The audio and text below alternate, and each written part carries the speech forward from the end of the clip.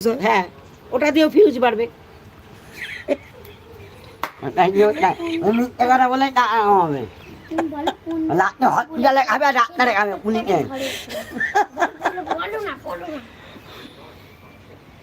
ওর কয়েকটা পুলিশের ডাক্তারে খাবে পুলিশেই খাবে। ওর ছেলেকে দেখবে আদা নুনে ছেঁচবে এবার শালা।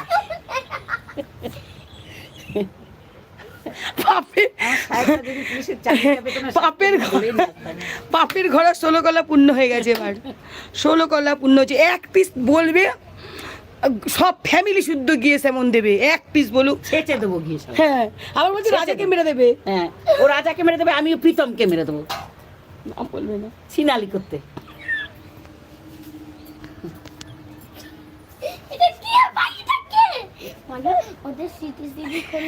মা এবার রেগেই গেছে।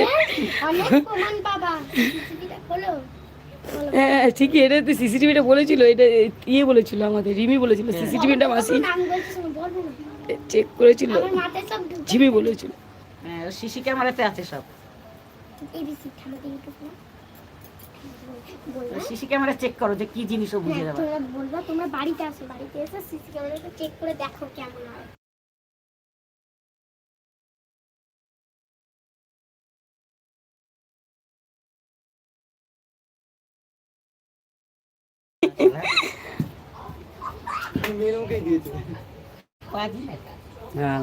মুখে পাঠিয়ে দে পিটমের কেন সংসার করতে পারিনি? বউটা ভালো তো, আর সংসার করতে পারিনি কেন মা? ওকে সাপোর্ট করবো আর ওকে দেওয়াবো।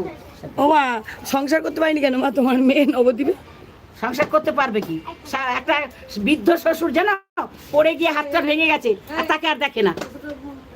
সে কত কষ্ট করে খায় এখন। তার মেয়ে বিধবা একটা মেয়ে থাকে, সে বিয়ে থাওয়া বাড়িতে রান্না করতে যায়, লোকের বাড়ি রান্না কাজ করে, তবে বাপ মাকে খাওয়াচ্ছে। তাহলে কেমন ছেলে সে? ওরকম ছেলের গলায় দড়ি দিয়ে মরা উচিত, যার বাপ মা এত কষ্ট করে।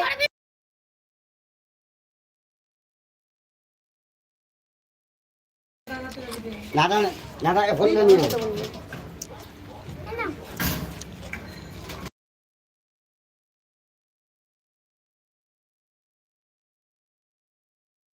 সাহায্য করবে। এ কেউ বোঝে না যে কাউরে সাহায্য করবে। বছরে একটা কাপড় দেয়, তার 14 বার দাম শোনা। এখানে এত টাকা দাম, যেন মানুষ আর চেনে না কোনোদিন। মানুষ কাপড় চেনে না, তা নিয়ে 14 বার বলতে থাকে। হেঁটে ভাই না আপদ দেবে। বৃদ্ধ শ্বশুর হাতখানা ভেঙে হাতটা বেঁকে রয়েছে, কোনোদিন তাকে একটা পয়সা সাহায্য করে না। নিজেরই সংসার চলে না, নিজেরই সংসার চলে না, আবার শুকিয়ে পড়বে। নেই নেই নেই, এদিকে কে আসবে ঘরে মার্বেল লাগাচ্ছে, রং করছে, আবার নতুন একটা বউ আসবে, একটা ফিউজ বাড়াবে, আবার একটা দমদম থেকে মেয়ে ফেলে নিয়ে আসছে। মেয়ে পাঠিয়েছে, মেয়ে নাই বউ, আর বউকে ধরে নিয়ে আসছে দমদম থেকে নিয়ে দেখলাম।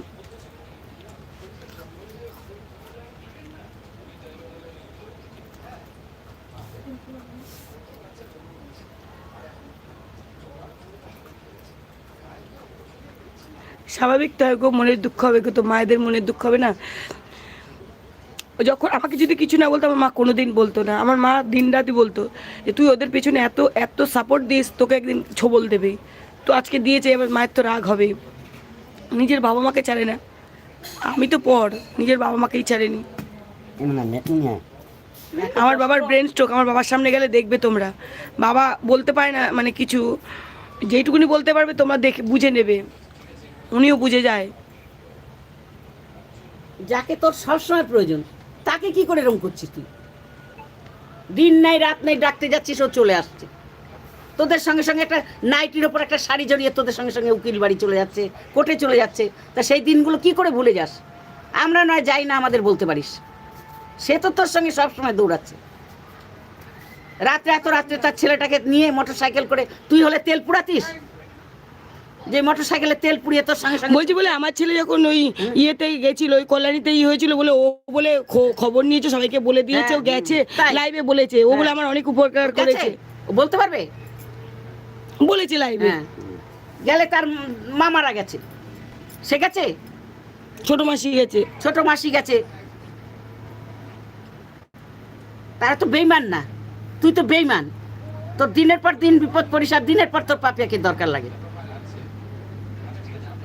আমি তো আমার বড় মেয়েকে বলি যে আমরা এরকম হলে তুই রাত্রি 2টো নেই 2:30 নেই ছুটে ছুটে চলে আসবি, তুই যেখানে যাচ্ছিস সেখানে চলে যাচ্ছিস। আর আমার জামাই খুব ভালো মানুষ, দেবতার মতো মানুষ, তাই কিছু বলে না। সে না খেয়ে বেরিয়ে যায়, তাও খোঁজ করে না যে গেছে একটা উপকার করতে। আর সেই উপকারীকে তুই বাস দিচ্ছিস, তুই এমন ভালো। তবে এই বেইমানি কি তোর ভগবান সহ্য করবে? কখনো সহ্য করবে না। সব দেখবে একদিন অস্ত হয়ে চলে যাবে। উনিটা ডাক্তারে খাবে, খাবে ইলার ডাক্তারে। টিউমার হয়েছে না, এবার মুখে হবে, গলায় হবে, গলায় ক্যান্সার হবে। অত মদ খাবি আর ঘন্টায় ঘন্টায় মেয়ে ঠেলে পাল্টাবি, ক্যান্সার হবে না? আমার ধরেও ছেলের ক্যান্সার চোখের হবে। পাশে কালি পড়ে গেছে। আগে বলতো আমার ছেলেকে একটা হরলিক্স কিনে খাওয়াতে পারি না। হরলিক্স খাওয়া যাবে না, ক্যান্সার খাওয়া। মানে আর এখন ফিউজ বাড়িয়ে টাকা নিয়েছিস তো, এখন অহংকারে পথ দেখছিস না। এখন সবাইকে কি বলছিস? আমার টাকা দেখে সবাই হিংসা করছে। আর লোক টাকা দেখেনি। আর লোক তো জীবনে টাকা দেখেনি। আবার বলো আমার বাড়িটা করে দিয়েছে, যে নিজের হ্যাঁ। আমার নিজের বাপ মাকে দেয় না, আমাকে বাড়িটা বানিয়ে বাড়ি দিয়েছে। করে দিয়েছে। তোর বাড়ি সেদিন ছিল নাকি? ওর বাড়িতে তোরা থেকে এসেছিস।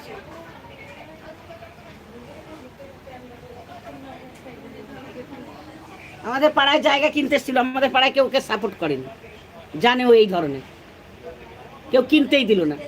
সেই জায়গায় মেথরদের কাছে বিক্রি হলো, তো ওর কাছে লোকে বিক্রি করলো না। ও এমনই মানুষ, সবাই জেনে গেছে। এখন মাথার গরম আছে, মা একদম ডেরেছে রে। বলবোই, আমাকে খেপিয়ে তুলে। আমরা ওর ভাড়া ভাতে ভাই আমাদের নিয়ে মরে কেন? মানা